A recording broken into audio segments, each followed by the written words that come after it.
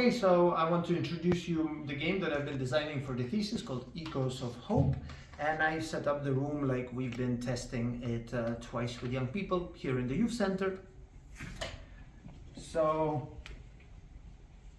when players enter, it is a simple setting of a cafeteria in the Soviet Estonia. So there's some snacks, some coffee or some tea and some water. And then the game area is divided into two. There is the common area and there is an individual seat for every player. And in these individual seats, players are reflecting and are in between the discussion stages. Well, all the discussion is happening in the middle of the room. When the game should start, players come to their seat and they randomly choose a character sheet which has a name, age, some basic data of where the character was born, and a lot of data for interpretation of how the player wants the character to be like. And once these are ready, we come to the main area where players first introduce their characters, their names, and then we do a little relationship building activity where they choose a place, for example, a corridor, and a topic, for example, money borrowing. And then two characters need to improvise a scene in a pair where one asks for money from the other or something like that. And once this is ready, the game is ready to begin and players go back to their own spaces. The soundtrack starts playing, and in the soundtrack, players receive news bulletins. So something that is happening at a specific place in Estonia. And yeah, once the news are done, players go to the discussion table and talk about their feelings, their thoughts of what is happening, some of this reasoning for some social changes. And once time is up, they hear a sound of the gong and they are asked to return to their personal area. And in the personal area, they receive a fact, something that unravels a new event or a new happening for their character, which might influence their view on what is socially happening in the country right now.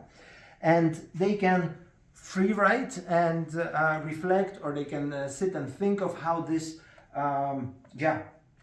influences their character. And this is also the place where some meta reflection is happening, when they start also thinking not about themselves as the characters, but also as the players and the humans.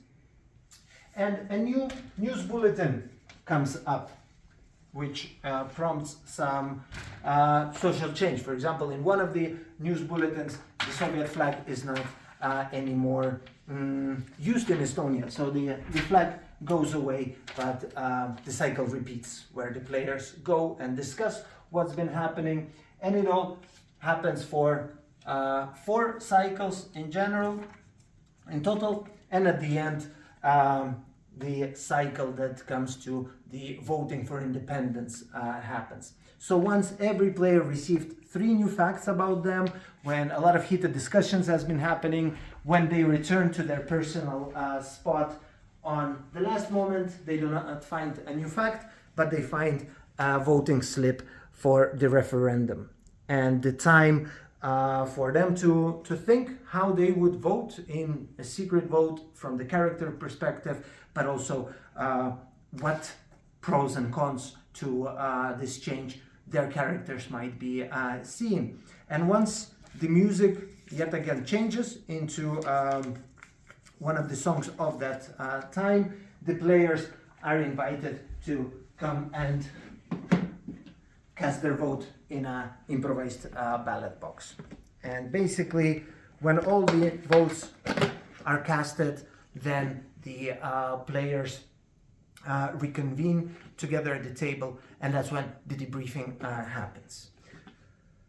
This is the game, and towards the final iteration, we also added this sheet of paper that I forgot to tell about, where is some basic information of terms that are used in that time in Estonia to help basically young people orientate if they are not really good with some definitions or not really good with some specific time of, concepts of that time. So in general, this is how the game works. Thank you for your attention.